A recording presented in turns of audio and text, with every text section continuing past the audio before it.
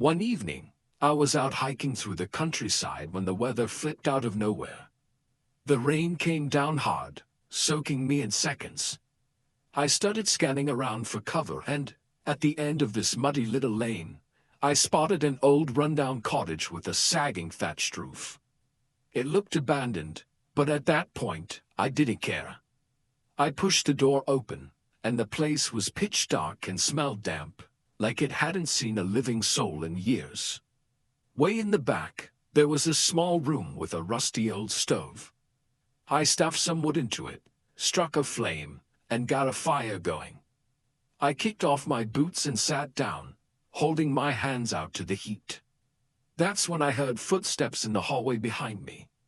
Before I could even turn around, a man stepped into the doorway. He didn't acknowledge me at all. Just walked straight past like I wasn't even there and stood by the stove, rubbing his hands together. The guy was drenched, like soaked to the bone. His clothes were dripping nonstop, way more than made sense, even with the rain outside. Water rolled off his beat-up old hat and hissed when it hit the fire. I cleared my throat. Slowly, he turned his head and looked at me over his shoulder. His teeth were chattering, and his face was ghost white. "Not many people come around here," he said. "Oh yeah?" I asked, trying not to sound nervous. "How come?" "Ghosts," he said casually, staring back into the flames. "The ghost of the man who used to live here. Sad story, really. He drowned himself in the pond by the old mill. Folks found him floating there, covered in slime. Ever since, people swear they see him drifting on the pond, or pacing back and forth outside this place. Drowned himself, they say. Now he wanders at night."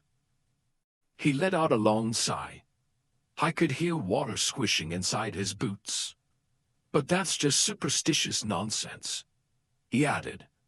"I've never seen a ghost myself." "Yeah," I laughed nervously. "Me either. I don't buy into those tall tales." He glanced at me again and said, "Some people do. Some people don't." Water kept pooling on the floor beneath him, and the air started to smell rotten and heavy. "What's wrong?" I asked. "Can't you dry off?" "Dry?" He let out a weak laugh that turned into a choking cough. "I can never get dry."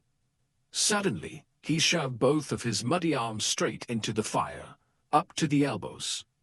The flames didn't touch him. Didn't even flicker. I didn't wait to ask questions. I snatched up my boots and bolted out of that cottage, screaming into the rain-soaked night. If you enjoyed the story, don't forget to like, comment, and subscribe. Thanks for watching.